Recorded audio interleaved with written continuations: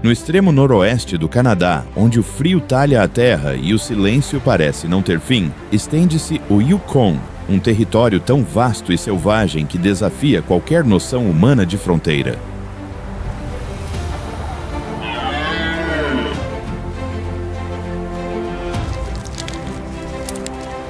Aqui, a natureza não é uma paisagem, é um poder antigo que governa montanhas, rios e criaturas com a mesma intensidade de há milhares de anos.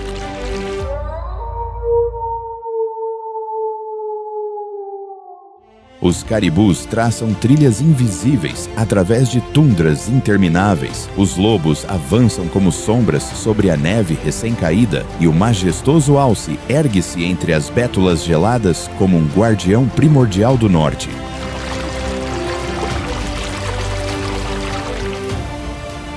No Yukon, o inverno não chega, ele domina. A luz abre caminho com esforço entre céus de aço e cada ser vivo, do mais pequeno roedor ao mais imponente predador, luta para se adaptar a um mundo onde a vida só prospera naqueles que sabem resistir.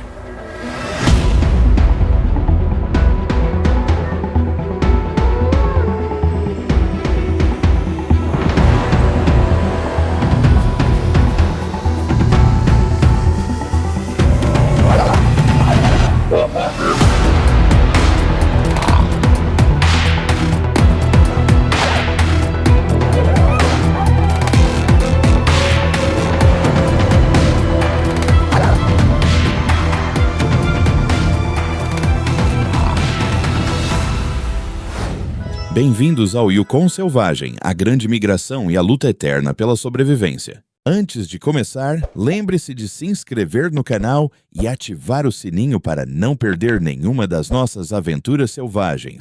E agora, vamos entrar no Yukon. Durante éons, as placas tectônicas colidiram e empurraram a Terra para cima, elevando antigos fundos marinhos até convertê-los em imponentes montanhas. As cordilheiras de St. Elias, Ogilvie e Mackenzie nasceram desse monumental evento orogênico, uma manifestação do poder da criação.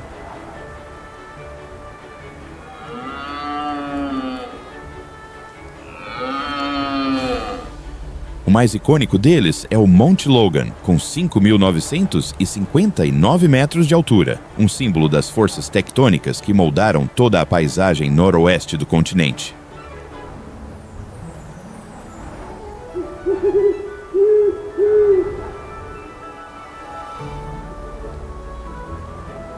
Glaciares como o Cascawush e o Glaciar Logan formaram-se durante a Idade do Gelo do Pleistoceno. Eles talharam a rocha e esculpiram profundos vales em forma de U, estabelecendo as bases para uma complexa rede de vias fluviais que desaguam no rio Yukon.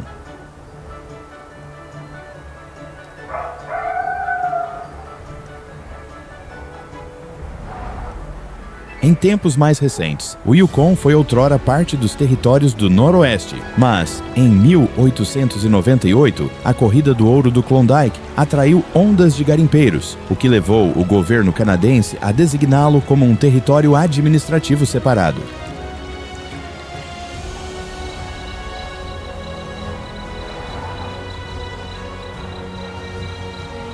Desse frenesi impulsionado pelo ouro, surgiu um novo território, carregando consigo tanto o brilho quanto o caos de uma breve, mas explosiva era de desenvolvimento.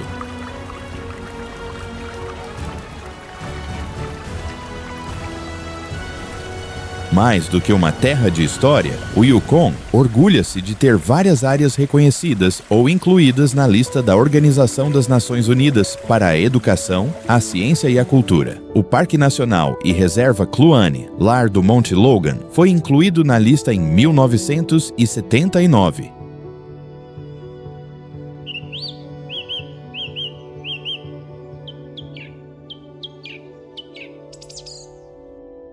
Em 2023, Klondike tornou-se o primeiro sítio do Patrimônio Mundial Cultural do Yukon, honrando a conexão entre o povo Trondheim e a Corrida do Ouro do século XIX.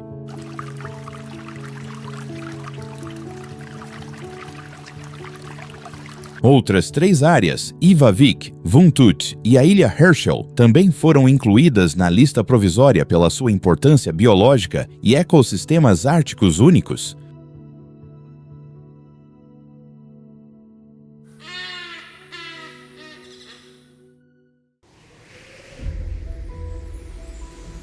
Com temperaturas que variam entre menos 40 graus Celsius e 25 graus Celsius, dependendo da região e da estação. O Yukon é o lar de um ecossistema intocado e diversificado, onde a vida prospera em harmonia através de vastas florestas boreais, densa taiga e a silenciosa tundra alpina.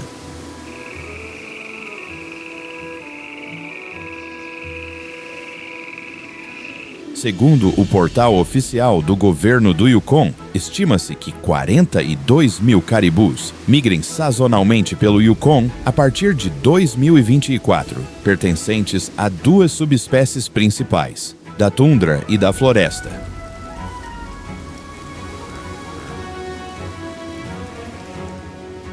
Além disso, o Yukon abriga entre 70 e 80 espécies de mamíferos, juntamente com 348 espécies de aves, um testemunho da riqueza biológica do norte. Cada espécie e cada habitat, da floresta ao glaciar, desempenha um papel insubstituível dentro deste vasto e interconectado ecossistema, mantendo um equilíbrio natural delicado e funcional.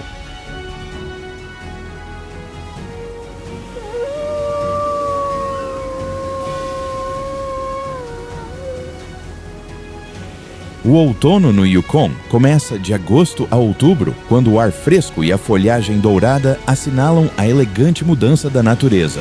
Nas montanhas Ogilvie e no vale do rio Porcupine, onde tranquilas florestas de taiga abrigam vastas planícies de tundra, a paisagem adquire uma qualidade onírica, como se fosse tecida com o brilho suave da luz minguante da estação.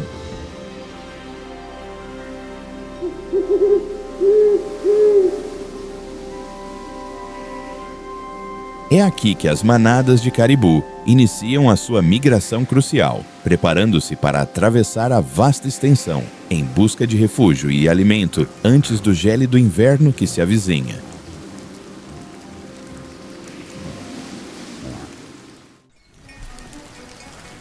Todos os anos, a migração da manada de caribu de Porcupine abrange até 2.400 quilômetros. Viajam com um propósito genético desde os criadouros nos confins setentrionais do Yukon, cruzando o terreno acidentado das montanhas Ogilvie e descendo para o vale do Porcupine.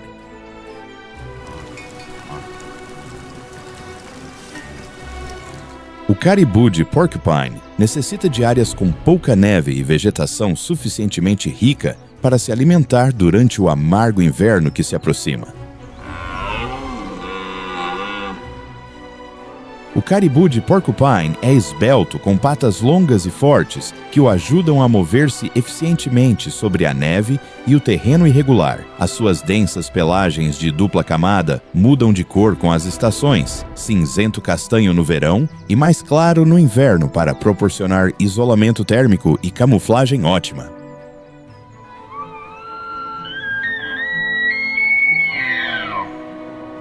Tanto machos quanto fêmeas desenvolvem hastes. As dos machos são grandes e intrinsecamente ramificadas, enquanto as das fêmeas são mais pequenas, mas são retidas por mais tempo para proteger as fontes de alimento ao escavar na neve durante o inverno.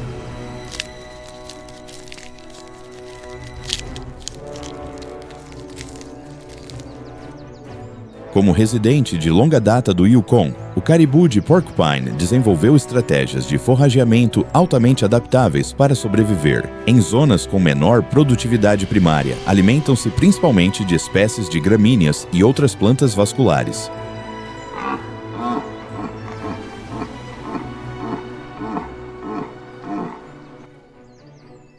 No entanto, em zonas mais produtivas, onde a concorrência aumenta, mudam para consumir líquenes. Esta é uma fonte de alimento de alto teor energético e facilmente digerível, que permanece acessível na camada superior congelada do solo.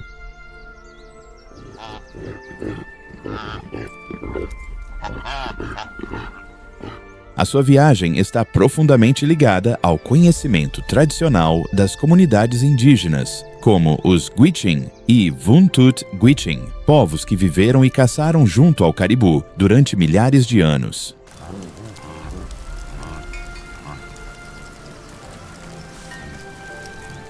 Dentro dessa tradição está a ideia do líder do caribu, indivíduos que guiam a manada através da migração. As entrevistas com caçadores indígenas no Yukon revelam que as fêmeas frequentemente lideram durante o outono e a primavera, navegando por terrenos difíceis e localizando alimento.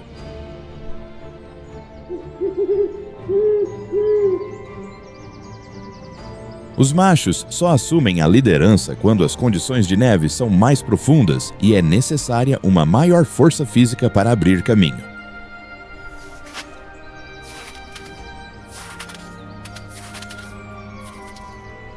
Ao cruzar as montanhas Ogilvie e o Vale do Porcupine no outono, os caribus não são apenas migrantes em busca de alimento, estão a moldar ativamente todo o ecossistema.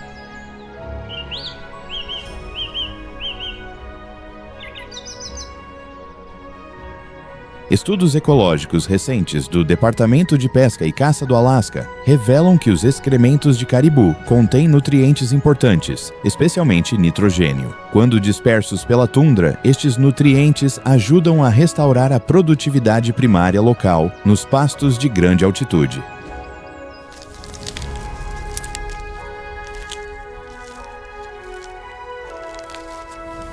Isto cria um efeito dominó, permitindo que a tundra se recupere mais rapidamente após períodos de seca ou degelo tardio.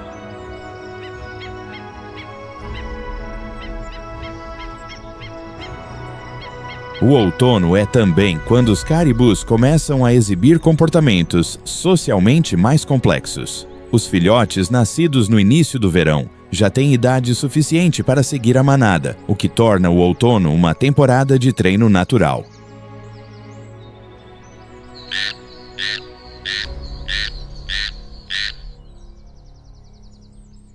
Nas zonas montanhosas baixas de Ogilvie, foi observada a queda coletiva de hastes entre os machos. Esta é também a fase pré-cio, quando o aumento dos níveis de testosterona torna os machos mais agressivos.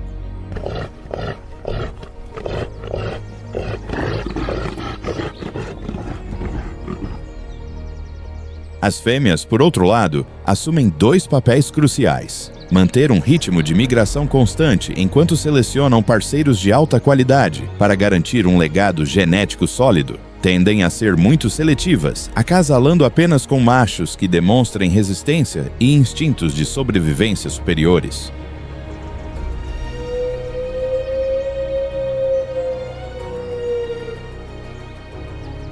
É de notar que a temporada de Cio se desenrola mesmo enquanto a manada continua a mover-se, o que significa que os comportamentos de acasalamento se intercalam com pausas de descanso.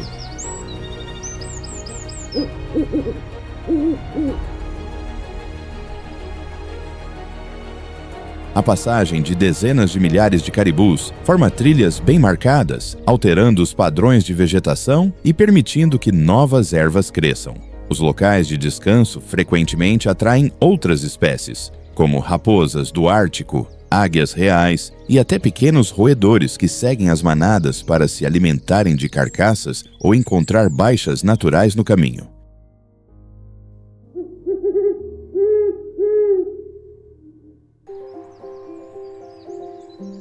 Graças à presença do caribu de Porcupine, o esquilo vermelho encontra-se entre as muitas espécies que beneficiam indiretamente da migração. O outono é quando os esquilos vermelhos estão mais ativos. Pequenos, mas enérgicos, passam a maior parte do tempo a recolher e armazenar pinhas, especialmente de abeto branco e pinheiro com torta, em pilhas ocultas chamadas middens.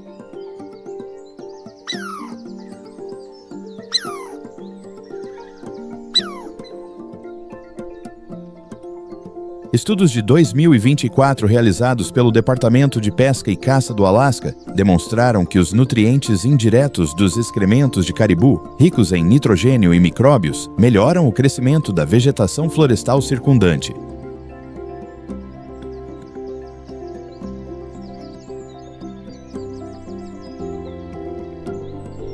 Como resultado, a produção de pinhas, uma fonte de alimento essencial para o esquilo vermelho, teve aumentos significativos. Adaptados a climas frios, os esquilos vermelhos têm orelhas com tufos, caudas espessas e patas ligeiramente peludas, que os ajudam a isolar-se enquanto se movem sobre a neve.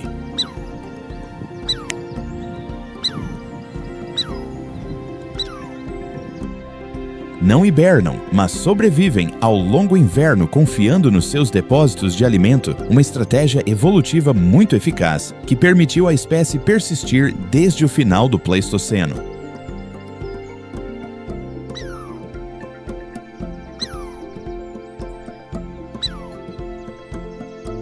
Nesta época do ano, começam a aparecer grandes restos de animais, deixados para trás após longas migrações ou as intensas exigências da temporada de acasalamento. É então que os corvos entram no seu período de atividade máxima, reunindo reservas de energia para o longo e amargo inverno que se avizinha.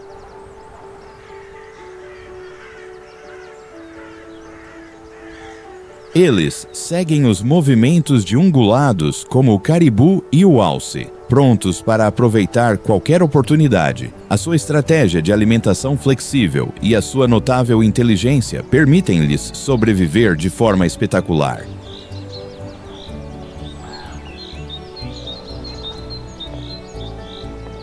Conseguem lembrar-se de onde esconderam comida durante semanas. Os corvos são também conhecidos pelas suas astutas distrações, fingindo emitir chamadas de aviso para enganar outros, roubando comida e até assediando aves maiores como as águias carecas para ocupar o seu lugar em uma carcaça, uma demonstração de cleptoparasitismo inteligente.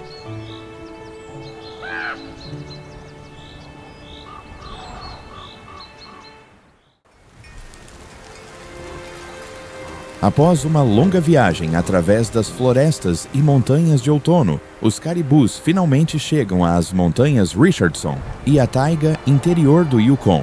Aqui passarão o inverno suportando o frio extremo.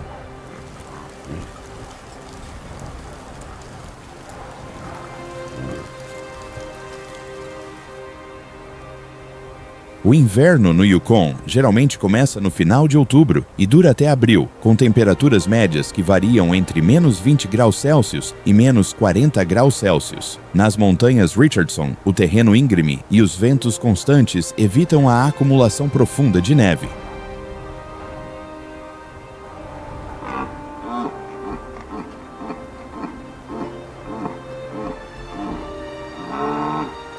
Como resultado, muitas áreas expõem líquenes logo abaixo da superfície, uma fonte de alimento essencial que ajuda o caribu a manter a sua energia durante o longo e rigoroso inverno.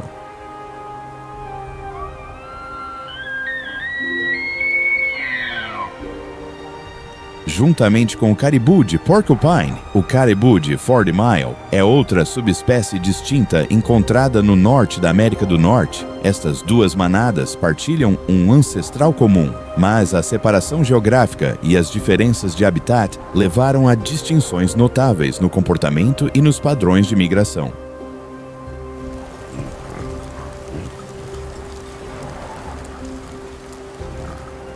O caribu de Porcupine habita principalmente as regiões árticas abertas, enquanto o caribu de 40 Mile se adaptou às zonas florestais subárticas do Yukon.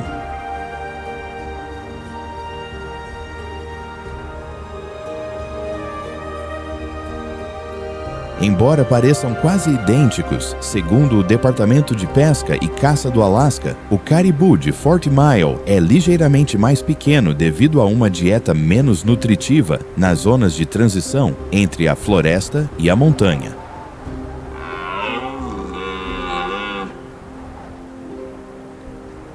Quando o inverno chega, o caribu de 40 Mile procura refúgio sob os dosséis das florestas para se proteger dos ventos frios, enquanto o caribu de Porcupine está disposto a viajar mais longe para encontrar zonas ricas em líquenes.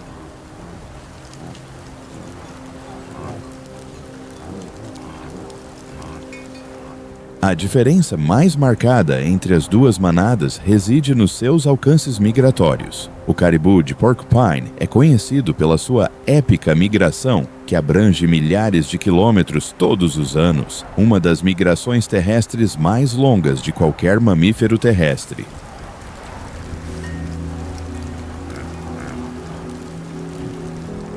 Em contraste, o caribu de 40 Mile migra apenas algumas centenas de quilômetros ao redor da região do rio 40 Mile, entre o Alasca e o Yukon.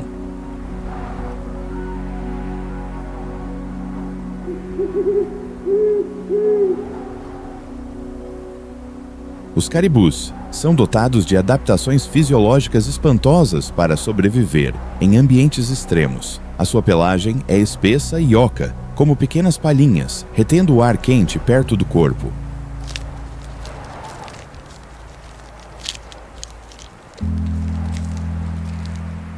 O seu nariz aquece o ar antes de chegar aos pulmões, e os seus grandes cascos ajudam-nos a escavar na neve e a manter a tração sobre o gelo.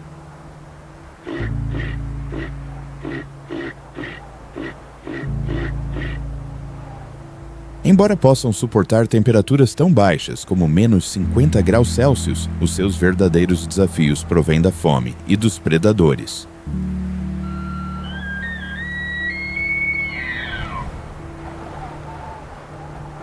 Um evento ecológico raro ocorreu na década de 1960 e novamente em 1979, quando o caribu de Porcupine migrou para além do seu alcance habitual e entrou na região de 40 Mile. Curiosamente, não houve conflito entre as duas manadas.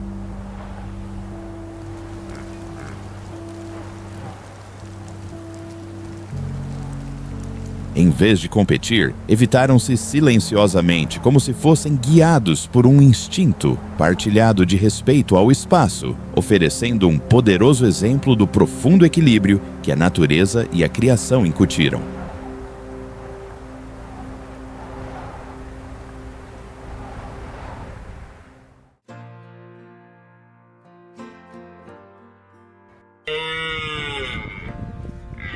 Enquanto o caribu de 40 Mile e o caribu de Porcupine são visitantes sazonais das montanhas, o caribu de Floresta Boreal considera as montanhas Richardson o seu lar permanente durante todo o ano.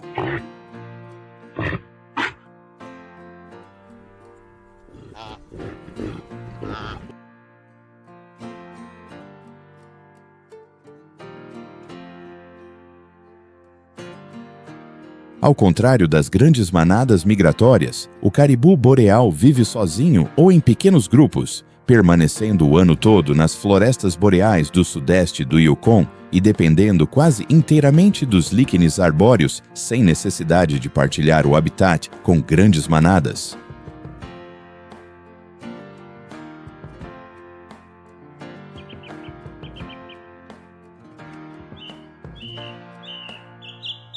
A pressão da concorrência é reduzida, o que permite ao caribu boreal concentrar-se em conservar energia e manter a distância dos predadores. Esta estratégia de sobrevivência exige grande agilidade e excelente camuflagem graças às suas pelagens de cor castanho escura ou cinzento-cinza, com uma pelagem particularmente mais escura ao redor do pescoço e dos ombros para reter o calor e misturar-se com o subbosque sombrio da floresta.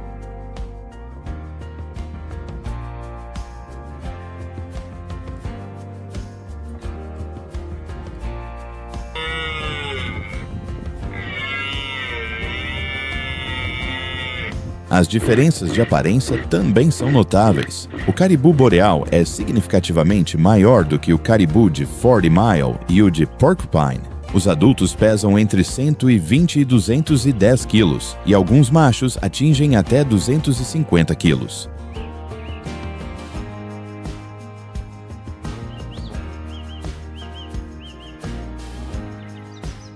As suas hastes são mais grossas, mais pesadas, com menos ramificações e mais redondas, adaptadas aos ambientes florestais, onde as hastes compactas facilitam o movimento através da densa vegetação. Ao contrário das hastes longas e espiraladas do caribu da tundra, permanecer no mesmo território durante todo o ano significa que o caribu de floresta boreal desenvolveu um profundo conhecimento do seu ambiente, do terreno, do comportamento dos predadores e das mudanças climáticas sazonais.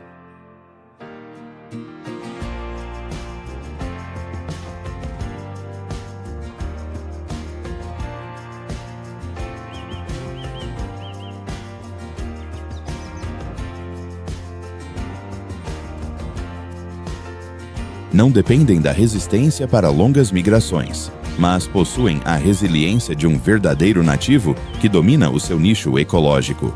O seu conhecimento de cada árvore, fenda e riacho congelado no ecossistema da taiga é a sua maior ferramenta de sobrevivência.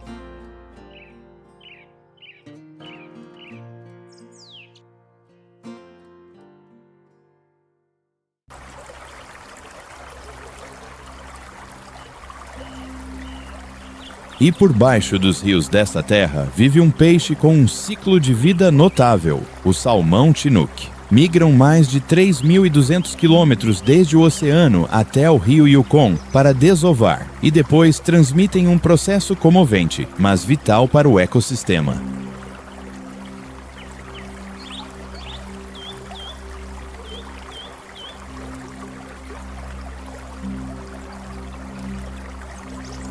Embora não comam durante a viagem de quase 3 meses, transportam nutrientes marinhos para montante, enriquecendo florestas e montanhas através dos seus corpos ricos em nitrogênio e fósforo.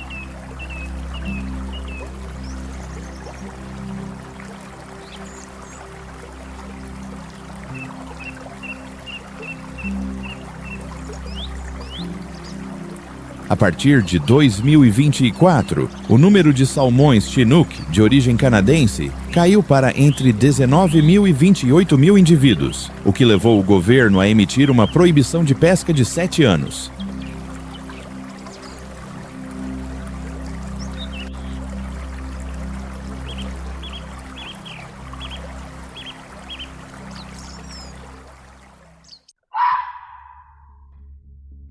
Enquanto isso, em terra, uma vez que a neve cobre tudo de branco, torna-se especialmente difícil avistar a raposa do Ártico, uma criatura esbelta, mas notavelmente resistente, que vive o ano todo nestas regiões montanhosas.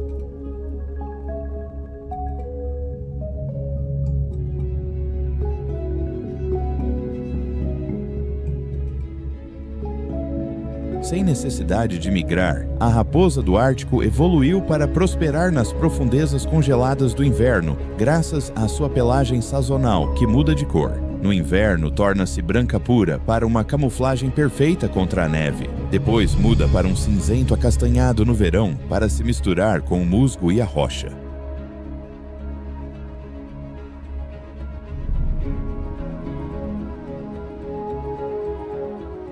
Essa pelagem branca nevada de inverno é, na verdade, o dobro da espessura da pelagem de verão, proporcionando um isolamento crítico em todo o corpo.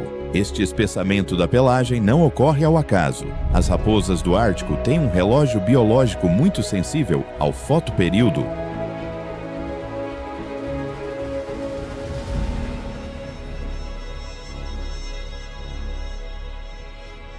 Os primeiros sinais da presença da raposa vermelha foram registrados no início do século XX e até 2025. As raposas vermelhas tinham se tornado residentes comuns em muitos habitats. A presença permanente da raposa vermelha no subártico é um reflexo claro das alterações climáticas.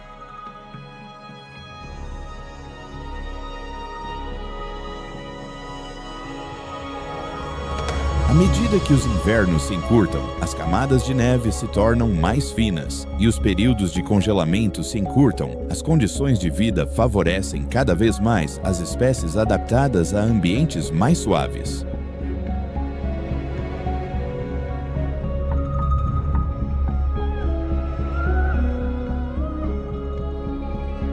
Enquanto a raposa do Ártico depende de uma espessa camada de neve para se esconder e caçar pelo ouvido, a raposa vermelha beneficia das superfícies expostas ou com pouca neve, confiando na visão e na velocidade para perseguir as suas presas.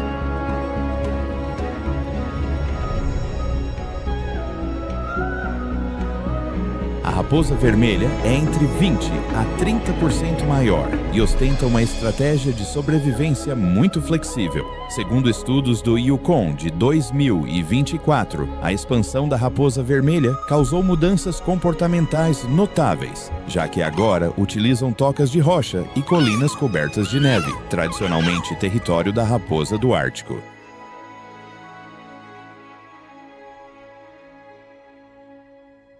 Isto cria uma concorrência direta pelo espaço de reprodução e representa uma séria ameaça para a sobrevivência dos filhotes de raposa do Ártico.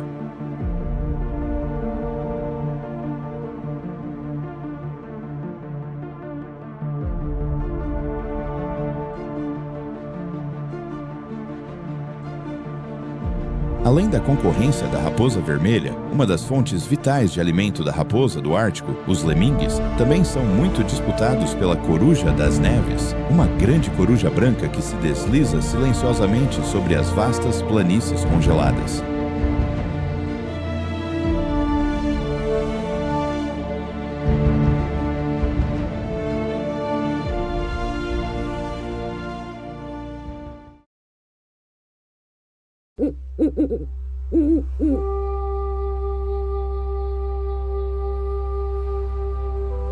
A coruja das neves, com a sua plumagem branca pura, é a predadora invernal por excelência das montanhas Richardson e da taiga interior do Yukon. Caçando tanto de dia quanto de noite, os lemingues constituem mais de 70% da sua dieta durante a temporada de reprodução.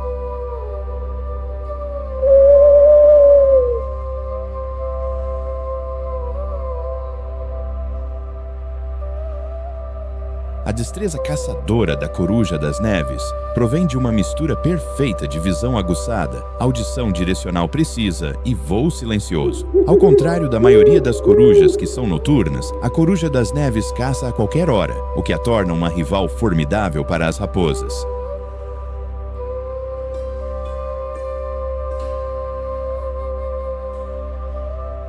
Ela frequentemente voa baixo, roçando o chão a partir de falésias ou bancos de neve, antes de se lançar subitamente a alta velocidade, as suas garras tão afiadas quanto lâminas atingindo a presa. Graças a penas especializadas que absorvem o som, o seu ataque é quase silencioso.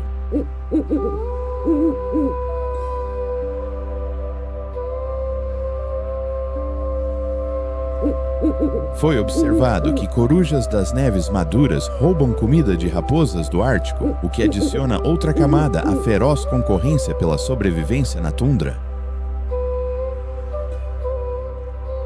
Embora não sejam residentes permanentes, patrulham a região de leste a oeste durante todo o inverno, em vez de migrarem para sul. Segundo as descobertas de 2024 do projeto Tempestade de Neve, este inverno houve um aumento no número de corujas das neves no noroeste do Canadá, o que destaca o papel fundamental das populações estáveis de lemingues do Yukon.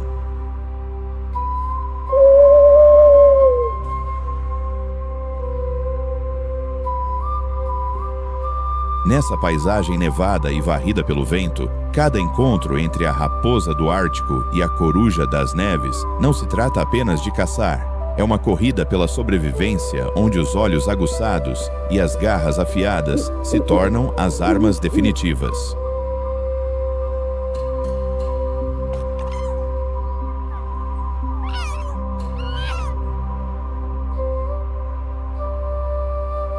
E agora, para ti que nos estás a ver, dos 3 caçadores invernais do Yukon, qual achas que tem a estratégia de sobrevivência mais inteligente? A raposa do Ártico, a raposa vermelha ou a coruja das neves? Deixa a tua resposta nos comentários.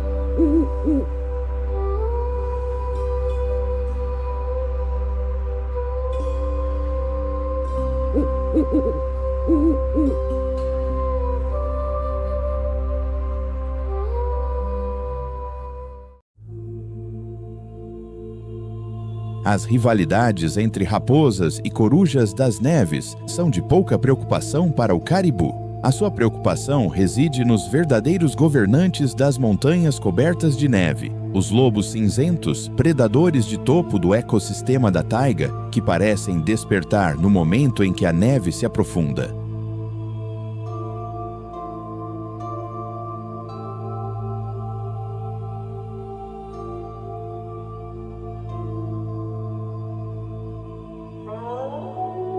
Os lobos cinzentos estão entre os carnívoros socialmente mais avançados do Yukon. Segundo o Departamento do Meio Ambiente do Yukon, em 2024, a população de lobos cinzentos é estimada em 4.500 a 5.000 indivíduos dispersos pelas florestas boreais e regiões de tundra.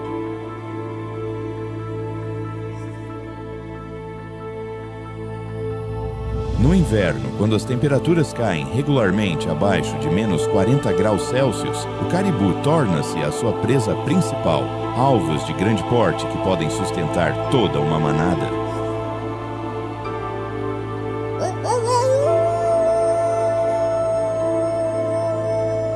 As manadas de lobos, que geralmente consistem em 5 a 12 membros, rastreiam os caribus durante dezenas de quilômetros através de vales nevados e florestas montanhosas, um terreno que favorece as táticas de emboscada e isolamento.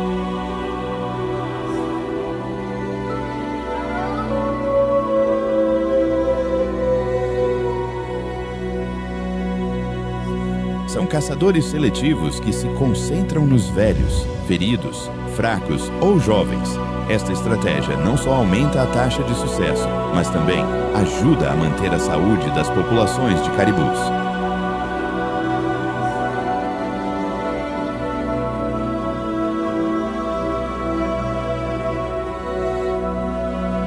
Sob a neve, os ursos grizzly estão em hibernação. A sua temperatura corporal desce ligeiramente, o ritmo cardíaco abranda para apenas 8 a 12 batimentos por minuto e o metabolismo desce para aproximadamente 25% dos níveis normais.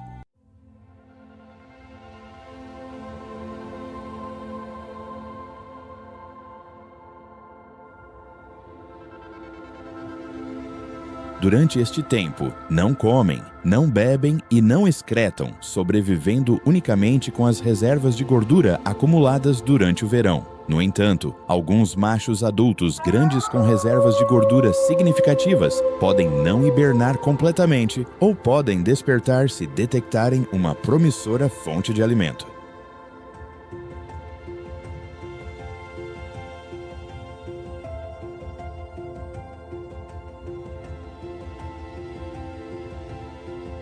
Quando o cheiro de uma carcaça viaja através da neve espessa, o seu nariz ultrassensível e os seus instintos predadores podem tirá-los da toca, guiando-os diretamente para uma manada de lobos cinzentos em pleno festim.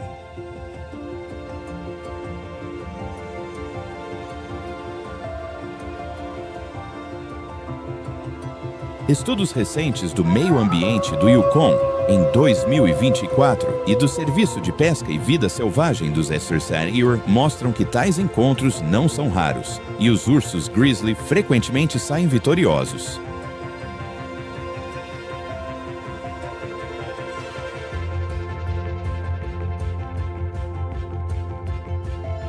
Pesando mais de 250 quilos, medindo quase 1,5 metro de altura no ombro e armados com uma mordida esmagadora, podem intimidar toda uma manada de lobos sem necessidade de lutar. Isto não é apenas uma disputa por comida, é uma clara demonstração de hierarquia ecológica entre os carnívoros árticos.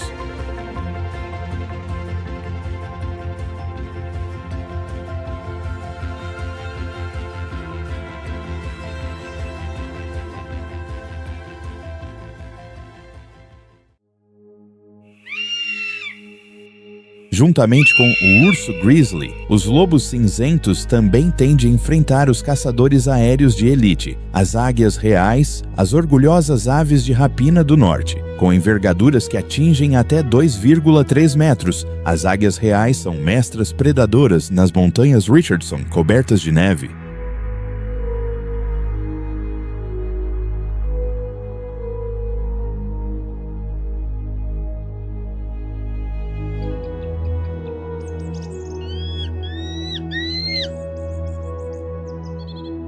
Ao contrário das aves necrófagas típicas, as águias reais caçam com uma precisão audaciosa e deliberada. Elevam-se silenciosamente a grandes altitudes, utilizando as encostas íngremes das montanhas para captar as correntes térmicas ascendentes. Depois, lançam-se em voo picado a velocidades de até 240 km por hora para atacar pequenos mamíferos que se movem sob a fina camada de neve.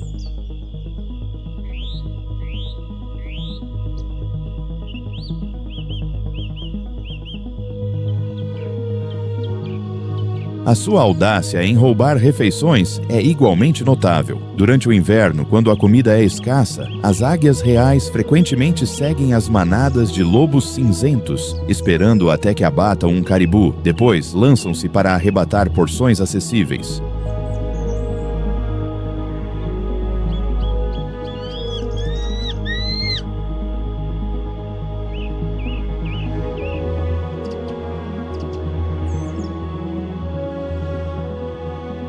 As águias reais também são migrantes parciais. Quase metade da população do norte, incluindo as do Yukon, partem entre meados de outubro e meados de dezembro. No entanto, alguns indivíduos, especialmente casais maduros ou aves mais jovens, permanecem ativos durante todo o inverno nos penhascos montanhosos do Yukon.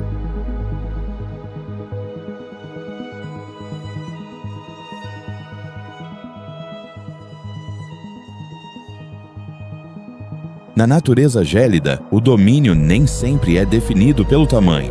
Mesmo um caribu que não sobrevive ao inverno ainda não está livre de ameaças, especialmente com o glutão ou carcajó à espreita por perto.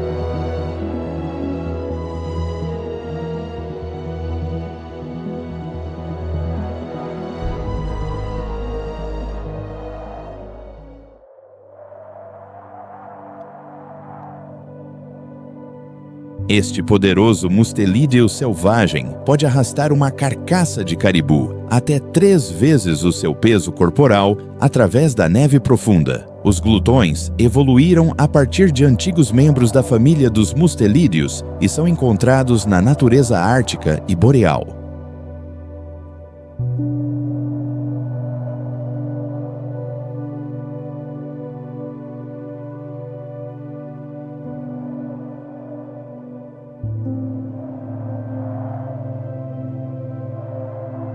A partir de 2025, a população norte-americana permanece estável com mais de 10 mil indivíduos maduros, incluindo os do Yukon, segundo dados do Serviço de Pesca e Vida Selvagem dos Estados Unidos. Durante o longo inverno do Yukon, os glutões prosperam no seu papel de especialistas em necrófagos.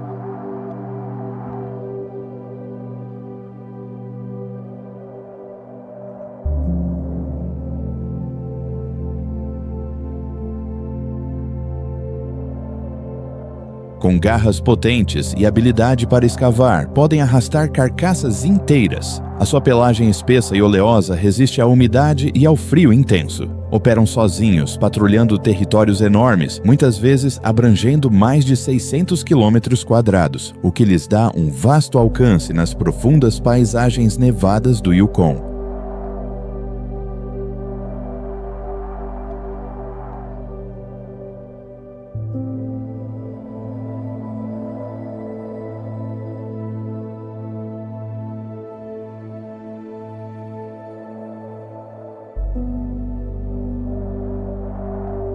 Segundo a Environment and Climate Change Canada, em 2024, o glutão ergue-se como um símbolo da vitalidade bruta da natureza boreal e da tundra.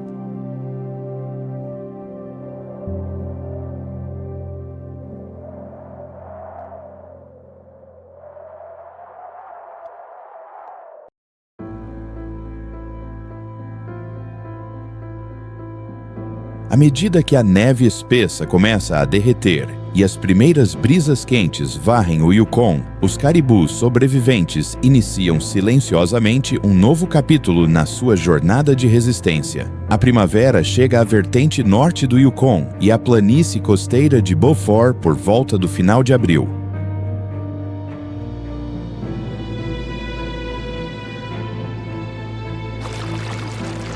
À medida que as temperaturas diurnas sobem lentamente de 1 grau Celsius para entre 10 e 15 graus Celsius em dias claros, a paisagem passa por uma transformação dramática. O gelo ao longo dos leitos dos riachos abre-se, revelando água do degelo límpida, e a vegetação cobre lentamente o solo que outrora esteve congelado de verde.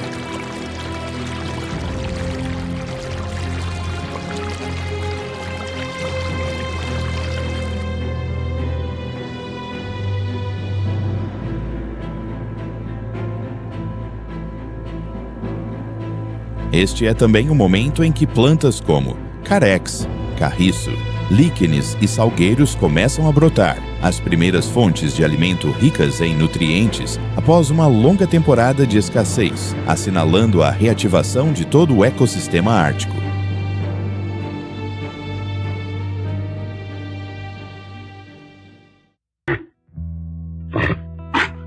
À medida que o gelo derrete, as fêmeas de caribu de Porcupine lideram a manada através das montanhas Richardson e da vertente norte do Yukon, regressando à planície costeira de Beaufort. Esta região costeira oferece condições ideais para o parto, menos lobos cinzentos e um fornecimento exuberante de forragem fresca de primavera.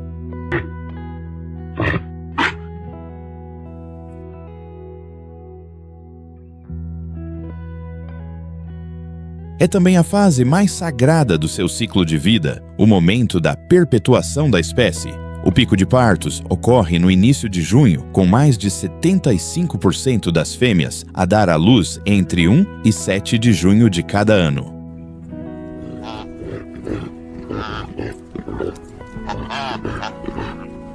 Os filhotes recém-nascidos são extremamente vulneráveis nas suas primeiras semanas, dependendo do leite da mãe, enquanto enfrentam ameaças de predadores como lobos cinzentos, ursos grizzly e águias reais. No entanto, a densidade de predadores ao longo da costa é 30 a 40% mais baixa do que nas regiões interiores, o que melhora significativamente a taxa de sobrevivência dos recém-nascidos.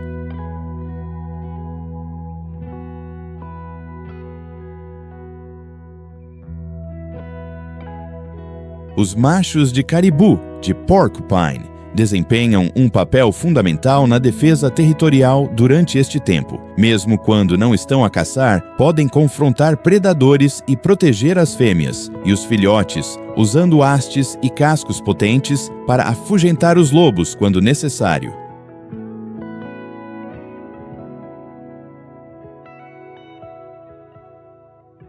O parto na planície costeira de Beaufort também estimula o próprio ecossistema. Os excrementos dos recém-nascidos e os restos dos materiais de parto, como as placentas, enriquecem o solo com nitrogênio e micróbios, o que desencadeia um aumento no crescimento de carex e salgueiros.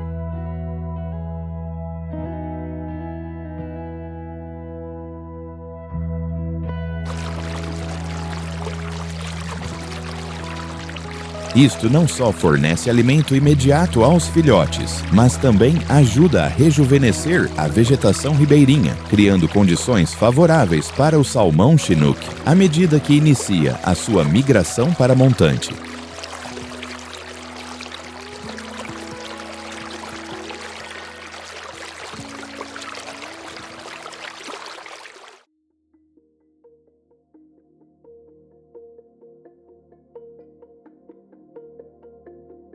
Ao mesmo tempo, os gansos do Canadá começam a migrar para norte para reclamar os pântanos e lagos em degelo ao longo da costa ártica. Aqui, farão ninhos e criarão os seus gansinhos em meio a paisagens recém-revividas.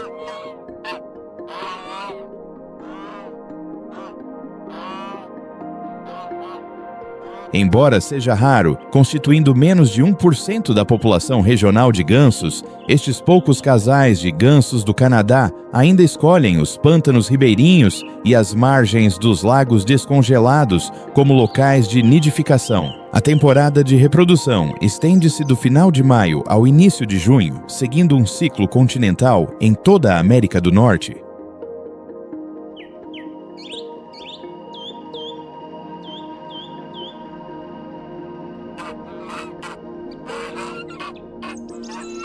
Os gansos do Canadá alimentam-se principalmente de folhas de erva, carex, carriço e vegetação aquática, desempenhando um papel crucial na regulação dos níveis de pH e no impulso da produtividade primária nos ecossistemas de zonas úmidas.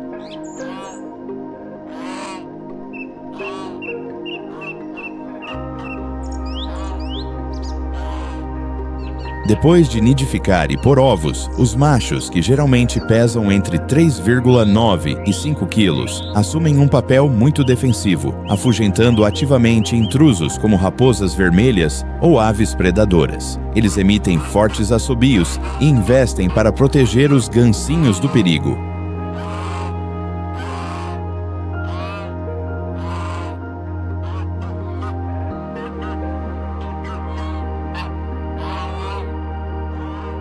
Os gansos do Canadá costumam pôr de 4 a 6 ovos em ninhos terrestres perto da água. Um relatório de 2024 do Serviço de Pesca e Vida Selvagem do ZCIT indica que as populações reprodutoras de patos e gansos na América do Norte aumentaram 5% em comparação com o ano anterior, o que demonstra uma melhoria das condições de reprodução da primavera no Alasca e no Canadá. Os juvenis são sempre a esperança e o futuro da sua espécie.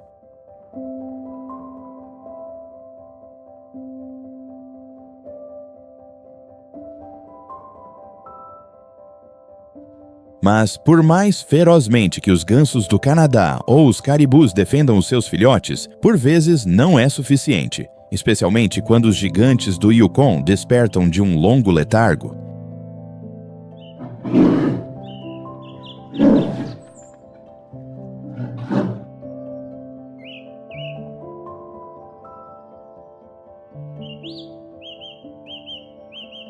Pouco depois de terminar a hibernação, os ursos grizzly reaparecem pelas planícies com mães e filhotes a emergir na tundra recém-descongelada. De acordo com o relatório do modelo de habitat do urso grizzly da vertente norte do Yukon, de 2020, e dados de observação de 2021 a 2022, as ursas grizzly mães atacam principalmente os filhotes de caribu mais fracos.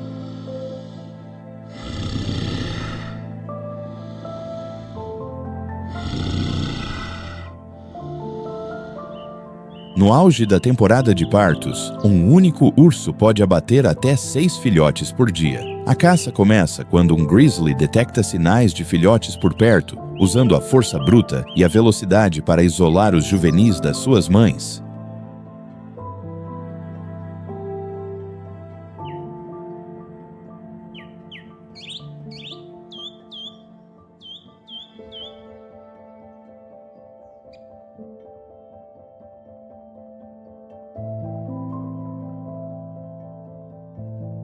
O impacto ecológico desta predação é de longo alcance, pois a pressão dos grizzlies obriga os caribus a mudar os seus locais de parto e tem uma influência direta nas taxas de sobrevivência dos filhotes, remodelando o delicado equilíbrio do ecossistema ártico do Yukon.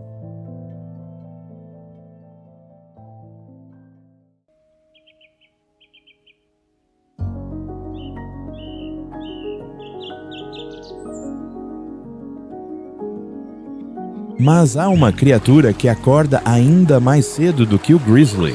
O urso negro é frequentemente o primeiro a iniciar a temporada de caça da primavera.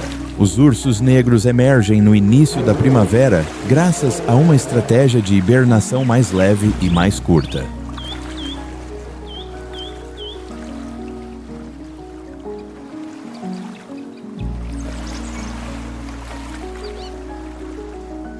Dirigem-se às planícies costeiras, atraídos pelo regresso dos animais migratórios e pelo aparecimento precoce de novas fontes de alimento à medida que o gelo derrete. Os ursos negros são onívoros altamente adaptáveis em toda a América do Norte.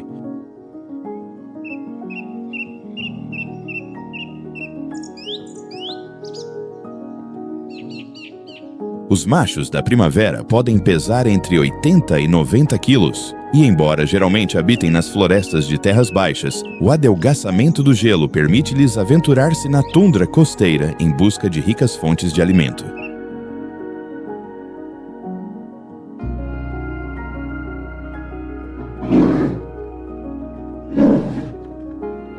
Os ursos negros tendem a evitar as elevações mais altas, onde se concentram os grizzlies, escolhendo, em vez disso, zonas ribeirinhas mais baixas e com escassez de predadores ao longo da costa. Ao contrário dos grizzlies, os ursos negros podem trepar a árvores para aceder a bagas quando o verão chega, o que demonstra a sua versatilidade em diversos habitats.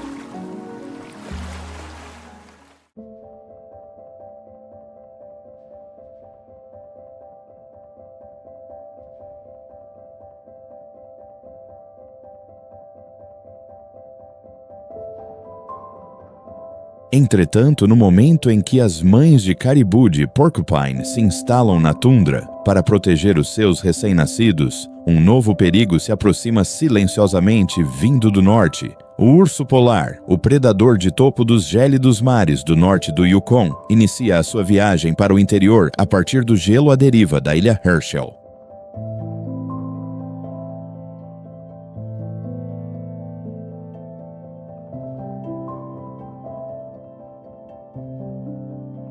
À medida que o gelo derrete, estes ursos não só caçam focas, mas também podem vaguear pelas zonas de parto de caribu, estabelecendo uma das raras intersecções ecológicas entre predadores marinhos e vida selvagem terrestre.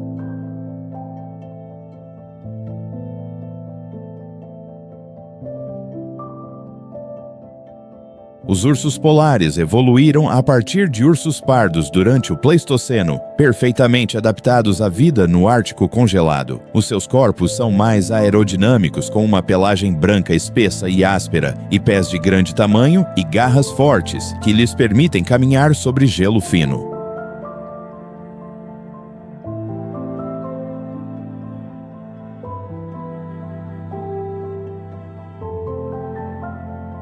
Os ursos polares machos geralmente pesam entre 350 e 500 quilos e podem medir até 1,5 metro de altura, significativamente maiores do que as outras duas espécies de ursos.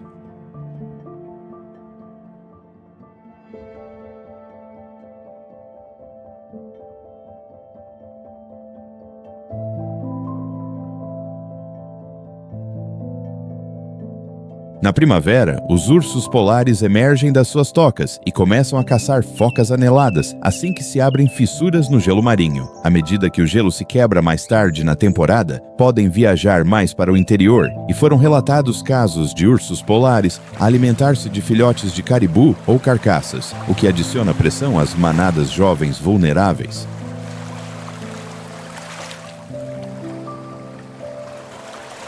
No entanto, uma vez que o gelo derrete completamente a meio do verão, frequentemente devem evitar os grizzlies, que podem desalojá-los das suas presas em terra, invertendo a hierarquia de poder.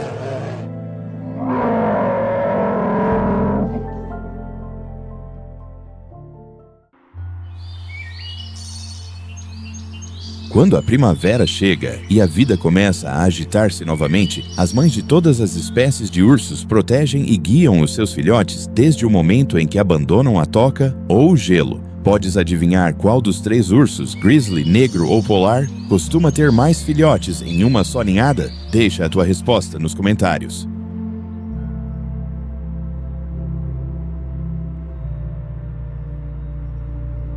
À medida que as manadas de caribu de Porcupine abandonam as suas zonas de parto costeiras para regressar ao interior, marca a chegada do verão ao extremo norte.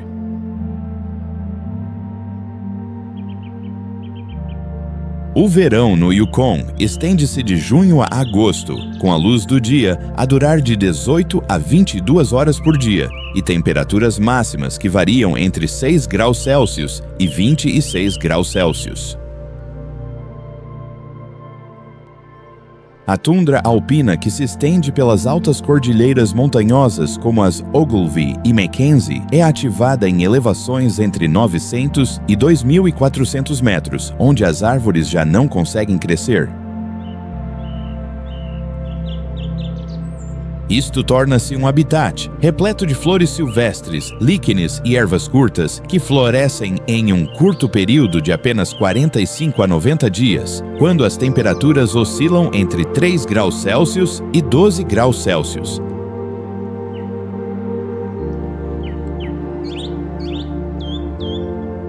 As colinas costeiras, colinas baixas ao longo da orla do Mar de Beaufort, onde as encostas alpinas descem suavemente, oferecem um clima de tundra ligeiramente mais suave, com temperaturas de verão médias de cerca de 4,5 graus Celsius.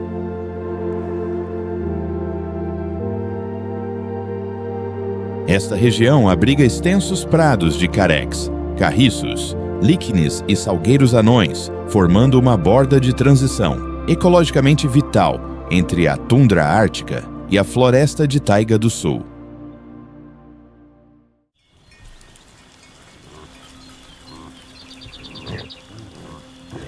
O verão é uma temporada de recuperação biológica para o caribu. As manadas dirigem-se para as zonas de alta montanha, onde as brisas frescas e menos insetos proporcionam um refúgio muito necessário de mosquitos, mutucas e moscas que picam.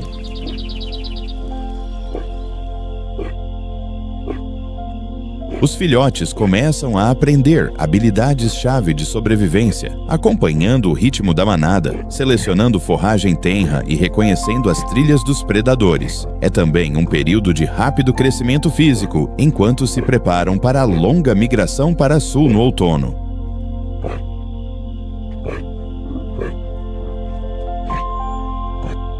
Enquanto isso, os caribus adultos concentram-se em armazenar gordura e nutrientes, ganhando em média 10 a 15% do seu peso corporal, graças à abundância de vegetação estival.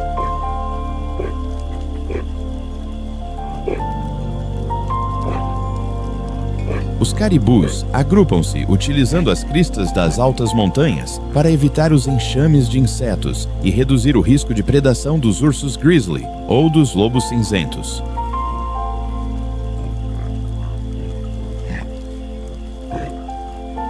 Os fortes ventos alpinos reduzem a densidade de insetos, o que lhes permite pastar mais de 10 quilos de vegetação todos os dias, com uma perturbação mínima. É uma fase de transição delicada, que fortalece os filhotes, reforça a saúde da manada e acumula energia para a próxima migração para sul no outono.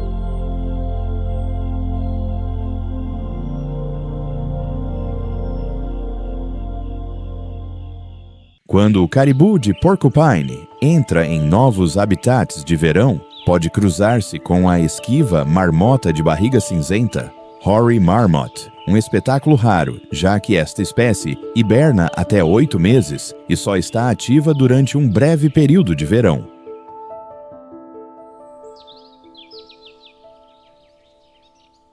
Facilmente reconhecíveis pelos seus corpos roliços e pelagem cinzenta prateada, as marmotas de barriga cinzenta habitam em costas rochosas e prados alpinos na tundra e nas colinas costeiras. O verão é a sua única temporada para acasalar, criar os seus filhotes e acumular reservas de gordura.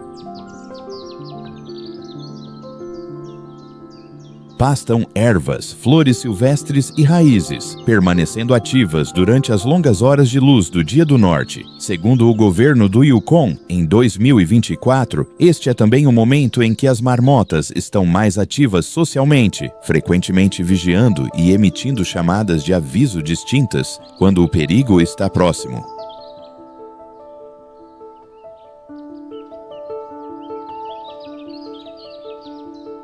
Como intervenientes-chave nos ecossistemas de alta altitude, a marmota de barriga cinzenta ergue-se como um dos símbolos mais enérgicos do verão do Yukon. No verão, os carneiros de Dall regressam audaciosamente, povoando penhascos escarpados na tundra alpina e expandindo-se para as colinas baixas próximas. Estas paisagens íngremes são o seu habitat característico, um terreno que só os verdadeiros montanhistas se atrevem a pisar.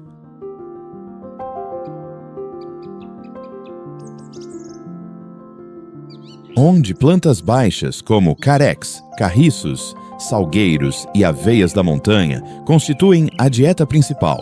Os carneiros de Dall têm uma aparência distinta, com uma pelagem de inverno de até 2 centímetros de espessura, uma altura ao garrote de aproximadamente 1,5 metros e um peso corporal que varia entre 100 e 110 quilos. Os dramáticos chifres em espiral do carneiro servem como símbolos de domínio durante a temporada de cio e como defesa contra predadores como as águias reais, os ursos grizzly e os lobos cinzentos.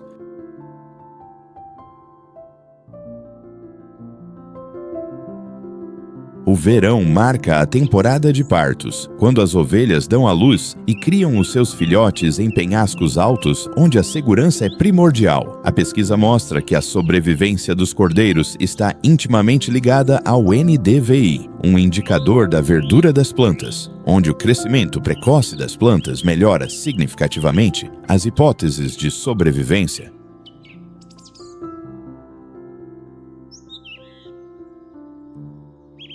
O verão é também quando estas ovelhas confiam no terreno traiçoeiro para reduzir a pressão dos predadores, uma clara escolha estratégica no seu manual de sobrevivência. Também mestre do mundo vertical, a cabra montesa, ou cabra das rochosas, reina sobre os penhascos do Yukon durante os breves meses de verão. Equipadas com cascos quadrados e afiados e almofadas flexíveis para os pés, as cabras montesas agarram-se a paredes rochosas com inclinação superior a 60 graus com facilidade, movendo-se com graça em elevações de vários milhares de metros.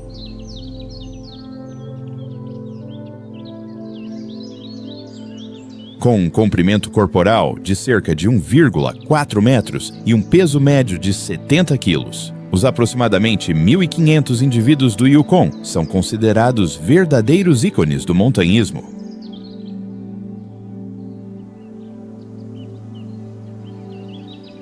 O verão é a sua única temporada ativa. Tal como a marmota de barriga cinzenta, Hoary Marmot, as cabras montesas entram em hibernação profunda durante os meses frios, despertando no final de maio e permanecendo ativas durante apenas cerca de 90 dias para parir, procurar alimento e acumular reservas de gordura antes que o inverno regresse.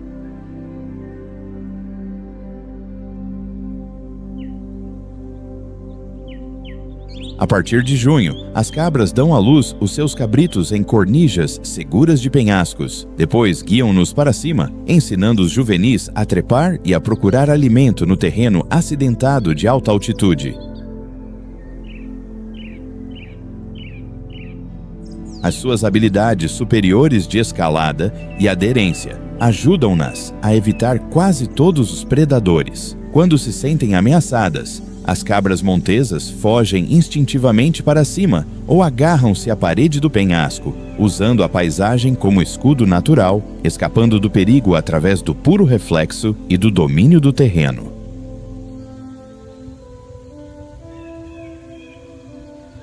Um verdadeiro ícone do céu, o verão é também a temporada alta de reprodução para a águia real. Em penhascos íngremes e varridos pelo vento, estas aves de rapina constroem os seus ninhos com grandes ramos, reutilizados e ampliados ao longo dos anos. Do final de abril a julho, um casal de águias reais geralmente cria 1 ou 2 agulhuchos. A criação não é simplesmente alimentar, é uma jornada de treino completa. Entre as semanas 7 e 9, os pais começam a encorajar batidas de asas mais fortes e voos de teste. Alguns pais largam presas vivas no ninho, ensinando os agulhuchos a responder, atacar e despachar por si próprios. Esta fase de treino de voo e caça é onde as habilidades essenciais de sobrevivência são forjadas.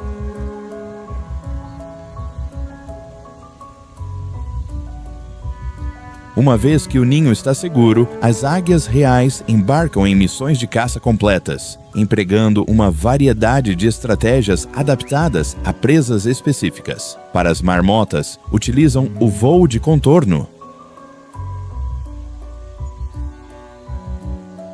Para os cordeiros dos carneiros de Dal, optam por aproximações baixas e sorrateiras, agarrando-se o suficiente para esgotar e subjugar a ovelha jovem. Quando confrontadas com presas maiores, como cabras montesas adultas, podem usar a estratégia de derrubar do penhasco, aproveitando o terreno íngreme para desestabilizar e fazer com que a presa caia nas fendas das rochas.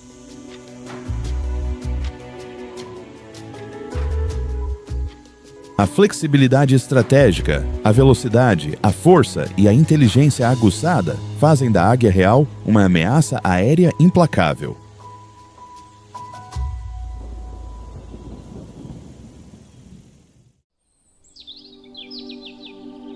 Enquanto as manadas de caribu e outra vida selvagem continuam a desfrutar do breve verão ventoso das terras altas, uma história mais silenciosa e urgente se desenrola sob a superfície. O Yukon enfrenta uma série de graves crises ambientais à medida que as mudanças climáticas aceleram o degelo do permafrost. O resultado: colapso do solo, infraestrutura danificada e libertação de metano e mercúrio no ecossistema.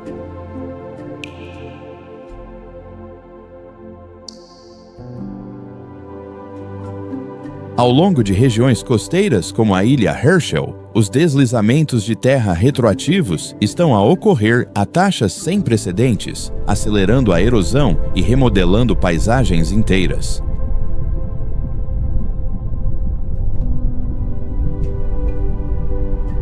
Entretanto, o ciclo hidrológico do Yukon está a desmoronar-se.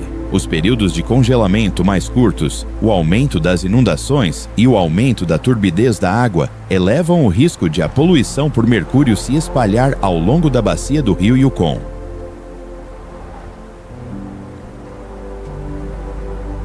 A vegetação está a mudar rapidamente. Arbustos e florestas boreais estão a invadir as zonas de tundra, o que leva a incêndios florestais mais frequentes. Esta expansão também está a empurrar espécies invasoras, como a raposa vermelha, mais profundamente no território da raposa do Ártico, alterando os equilíbrios ecológicos estabelecidos há muito tempo. Ao mesmo tempo, espécies icônicas como o caribu de Porcupine e o salmão Chinook estão a sofrer um duro golpe, perdendo habitat, enfrentando fontes de alimento instáveis e contornando interrupções ao longo dos seus ciclos de vida.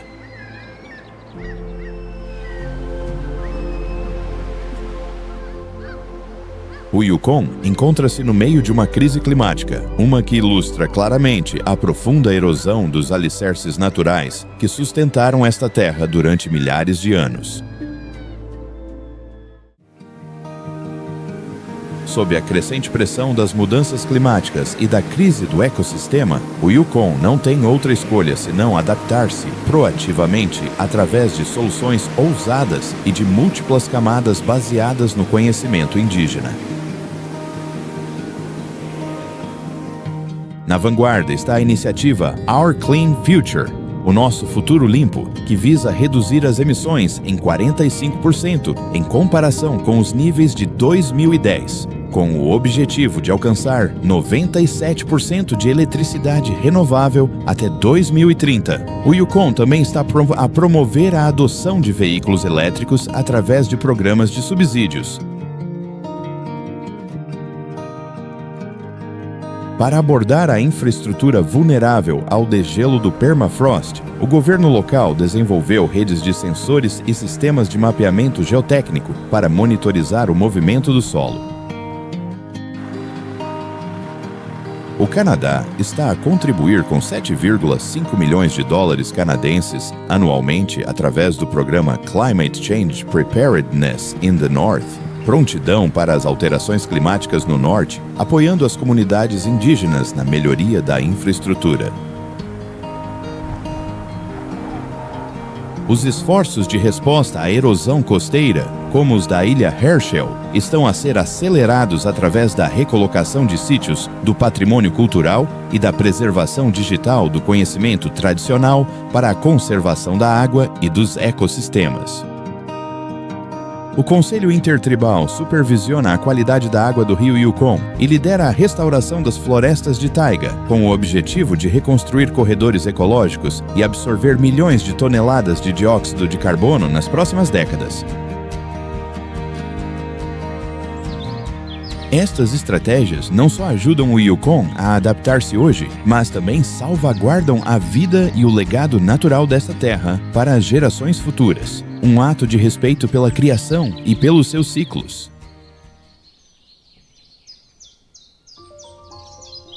Mas o Yukon precisa de mais do que políticas. Precisa de indivíduos comprometidos. Se alguma vez puseste os pés no Yukon e testemunhaste a majestade indomável da sua vida selvagem, não hesites em partilhar os teus conhecimentos e experiências nos comentários abaixo.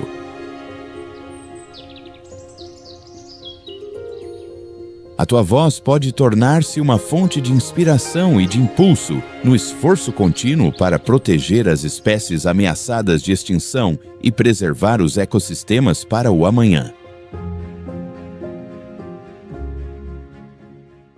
E não te esqueças de clicar em Gosto, subscrever e tocar no sino para te juntares a nós na próxima viagem impressionante, ou continua a acompanhar as histórias de sobrevivência de animais selvagens noutras fronteiras congeladas com Sibéria Selvagem, Segredos de Sobrevivência da Natureza Congelada, ou Alasca Dura, a luta pela sobrevivência da vida selvagem.